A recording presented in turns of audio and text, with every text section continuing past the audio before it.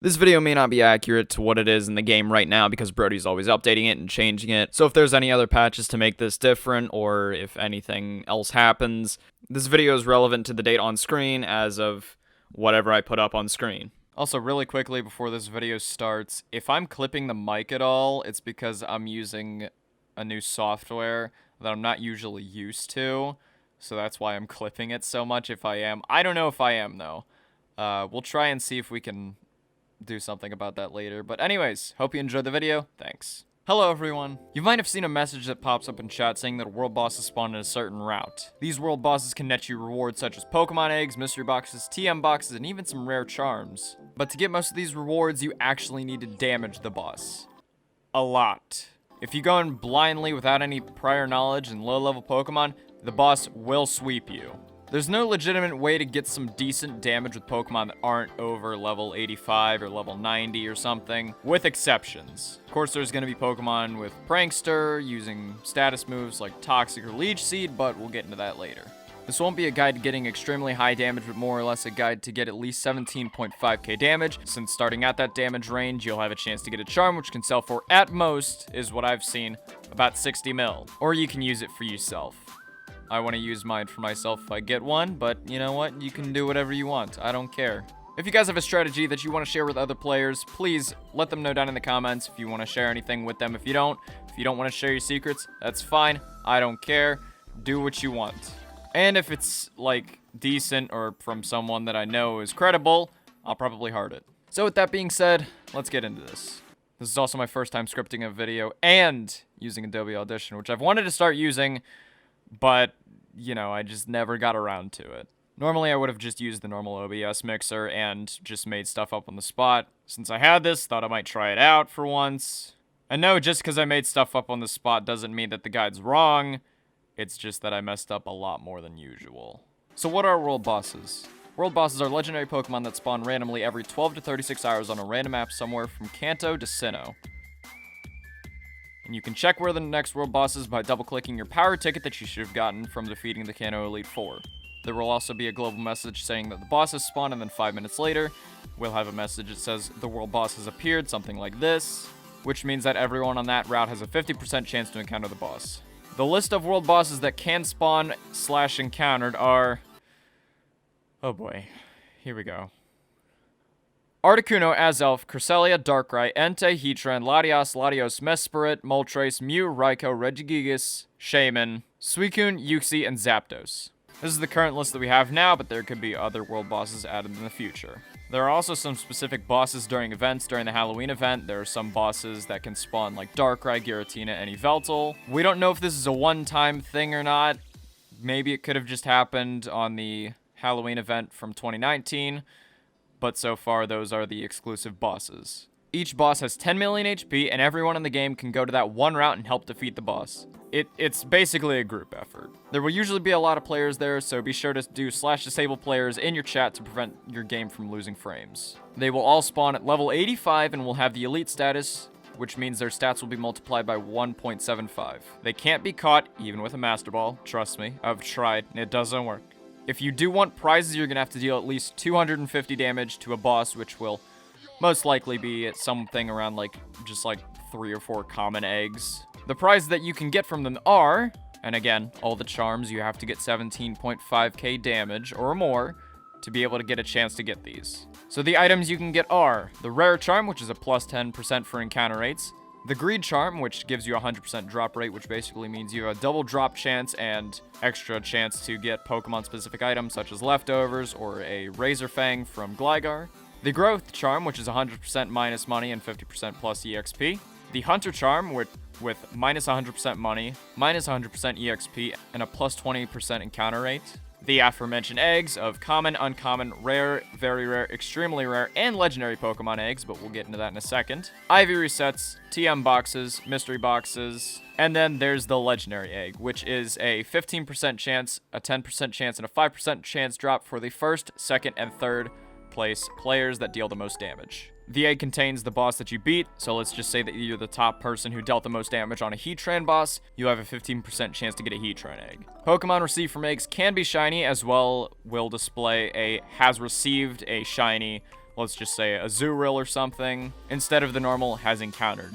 So it'll say something like Super Ninja 4 has received a level 40 shiny Azurill instead of has encountered. Also, one thing to note, all these eggs will be level 40, so you won't be able to open these eggs unless you're level 40. At least I think that's how that works. I actually don't know. Back to bosses, they have random powerful moves from their movesets. We actually do know the movesets, but if you want to go check those out, there is a great link down in the description for the guide that I'm using for this video. So don't worry, I did get permission from him. I did ask him. It's all good. We know movesets for most of them, so they will have a lot of coverage moves, plus a very, very powerful stab move. There are also 3 moves that are exclusive to world bosses, which are Divine Judgment, Divine Punishment, and Divine Grace. Divine Judgment damages your entire party. Divine Punishment damages you and removes all your buffs, so let's just say that you Dragon Danced a couple times with a Gyarados. Yeah, your stat buffs are gone. Divine Grace, also known as Runs Dead, is what I like to call it, Runs Dead, which is absorbs damage done and removes all debuffs and status conditions from that world boss. So let's just say that your world boss is paralyzed and has like a -2 in defense and it uses Divine Grace. All that will be gone. Leech Seed isn't affected by Divine Grace, so if it instantly Divine Graces and you already set up Leech Seed, you're fine. That should be it for all the basic information. Now, onto the strategies. Let me clear this up. I'm going to say it again. There is absolutely no way that you are going to deal significant damage to a world boss with low-level Pokemon. You'll probably want Pokemon that are at least level 85, but level 100s are ideal. You basically have to build an entire team to do damage to these, or you can just take out some old competitive Pokemon if you don't use them anymore, and you can just give them different movesets. You'll be fine. So that means newer players aren't really suited properly for damaging world bosses, since you need a lot of items and a lot of high-level Pokemon. I'm not actually going to be giving you my specific strategy, and again, I did mention the guide that I'm using for this video. So shout out to, and thank you, to old clanmate of mine, very old clanmate of mine, Ari Kocher. He made this amazing world boss guide, and there are also some other great ones that I'll link in the description as well. His guide's the one that I use to build my personal team for these world bosses, so it's worked wonders for me. Again, one more thing, if it uses Divine Grace, Runs Dead, you can run. Don't worry, people will usually set up portable PCs so you can just heal up right then and there and you can go ahead and encounter the boss again. So, onto the Pokemon. You don't need legendaries to counter world bosses. Like, some of them even die to 3 hits, like my Xerneas can die to like 3-hit Regigeek, I don't know. You don't need legendaries, trust me. You can actually do it with some commons and rares. Some popular Pokemon are Electrode for paralysis with Thunder Wave, Light Screen for special attacks, Screech for defense drops, and Aftermath for extra damage when you eventually die. Voltorb can be found at the power plant, and I run Timid Nature on this. Tentacruel for special defense reduction with Acid Spray and Knockoff for negating items. Tentacool can be found at, I think you know where you can find Tentacool. And for this, I would go Bold Nature. Whimsicott, hands down, it's the best Pokemon for world bosses. Don't at me. It's amazing. With the Prankster ability, which gives you priority on every single status move that you have. Basically, it means if you use something like Thunder Wave, it'll go before your opponent. So with the Prankster ability, you can use stuff like Leech Seed for chip damage, Charm for lowering attack on physical Pokemon, Worry Seed for negating abilities such as Heatran's Flash Fire, Cotton Spore or Tailwind for speed reduction, Stun Spore for paralysis, and you could even run Light Screen on it. Like, it's so insanely versatile. Like, it's amazing. Get one of these. Cottony can be found in Mossy Cave as a rare, or you can get them from rare eggs. That's where I got mine. And for this, I would run Bold Nature. You can run Timid. It doesn't really matter. Slap a Focus Sash on this thing and you'll be fine.